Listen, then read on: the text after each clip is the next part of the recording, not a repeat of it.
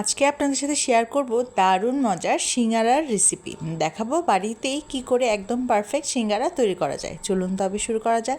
প্রথমে আমি সিঙ্গারার ডোয়ের জন্য 2 কাপ ময়দা নিয়ে নিচ্ছি।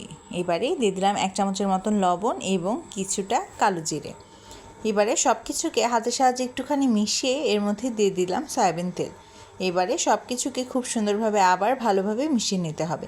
পর্যায়ে আমি আস্তে আস্তে করে কিছুটা পানি দিয়ে একটা সুন্দর ডো কিন্তু তৈরি করে নেব। পানিটা একেবারেই আপনারা দিয়ে দিবেন না, তাহলে দেখা যাবে অনেক সময় নরম হয়ে যায় এবং ডোটাও ভালো হয় না এবং রুটিগুলোও সুন্দর হয় না। এভাবে আস্তে আস্তে করে একটু একটু করে পানি দিয়ে একটা সুন্দর ডো তৈরি করে নিতে হবে। নর্মাল টেম্পারেচারে পানি ব্যবহার করলেই চলবে, কোনো ধরনের গরম পানির কোনো প্রয়োজন নেই।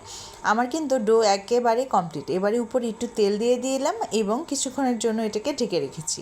এবারে আমি আলুগুলোকে এভাবে ছোটো সাইজের করে কিউব করে কেটে নিলাম এবং আলুগুলোকে খুব ভালোভাবে ধুয়ে একটা স্ট্রেনারে পানি ঝরিয়ে রেখে দিয়েছি।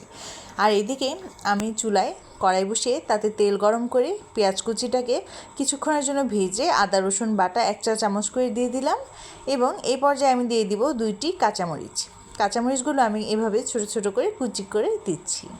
আপনারা চাইলে ঝাল বেশি বাড়াতে চাইলে আরও কাঁচামরিচ ব্যবহার করতে পারেন।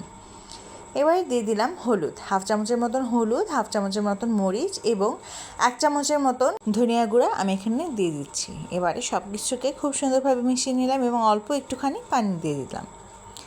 এবারে মশলাটাকে খুব সুন্দরভাবে কিন্তু কষিয়ে নিতে হবে।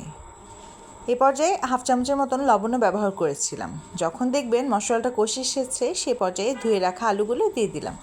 এবারে কিছুক্ষণ আলুগুলোকে সেদ্ধ করে নিতে হবে। মোটামুটি 3-4 মিনিট সেদ্ধ হওয়ার পরে কিন্তু আমি এই পর্যায়ে দিয়ে দিলাম কিছুটা পাঁচফোড়ন। আমি এখানে আস্তা পাঁচফোড়নই ব্যবহার করছি। পাঁচফোড়নটা দেওয়া হলে এটার এক্স্যাক্ট টেস্টটা আসে এবং খেতেও খুব ভালো লাগে। কিছুক্ষণ ভাজাভাজি হয়ে গেলে এখানে 1 কাপ পানি দিয়ে আমি এটাকে ঢেকে দিচ্ছি। খুব ভালোভাবে আলুগুলো সেদ্ধ হওয়ার আগ পর্যন্ত অপেক্ষা করতে হবে।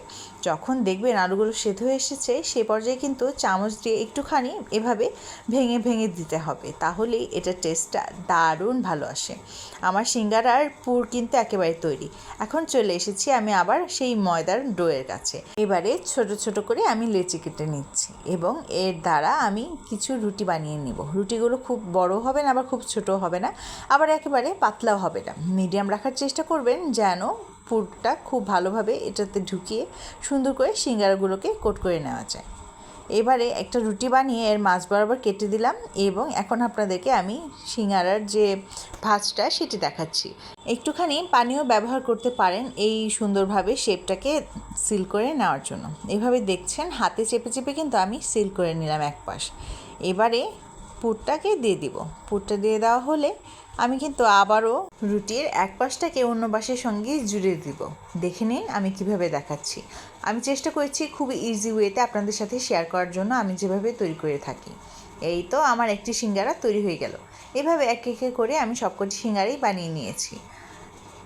কয়েকটি সিঙ্গারার শেপ যদিও সুন্দর হয়নি, কিন্তু খেতে কিন্তু দারুণ হয়েছিল। এবারে ভেজে নেওয়ার পালা।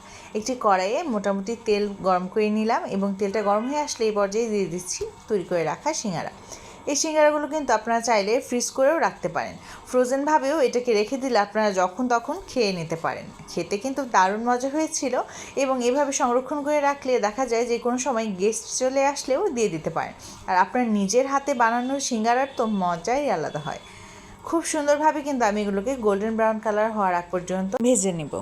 চুলার আঁচটা থাকবে মিডিয়াম ফ্লেমে যেন খুব সুন্দরভাবে ভাজাভুজি হয়ে যায়। বেশি বাড়িয়ে দিলেও কিন্তু দেখা যাবে খুব জলদি পুড়ে যাচ্ছে এবং ভিতরটা ঠিকমতো হচ্ছে না। আমার সিঙ্গারাগুলো একেবারে কমপ্লিট। এবারে আমি সবগুলো সিঙ্গারাকে তুলে নিচ্ছি। তেল ছাড়িয়ে কিন্তু একটু ছাঁকনির সাহায্যে আমি তুলে নিচ্ছি। এভাবে এক এক করে আমি বাকি কটি সিঙ্গারাও ভেজে নেব। ব্যাস তৈরি হয়ে গেল দারুণ মজার সিঙ্গারা। বাড়িতেই যদি এখন এত সুন্দর করে সিঙ্গারা তৈরি করা যায় তবে কি আর বাইরে থেকে কিনে খেতে হবে? একদমই না। সাথে কিছু পেঁয়াজ, কাঁচামরিচ এবং শসা দিয়ে পরিবেশন করে নিলাম। আজকের ভিডিওটি কেমন লাগলো আমাকে কিন্তু জানাতে একেবারেই ভুলবেন না। একটি সিঙ্গারা আপনাদের জন্য ভেঙে দেখাচ্ছি। সবার ভালো লাগলে কিন্তু কমেন্ট বক্সে অবশ্যই জানাবেন। ধন্যবাদ।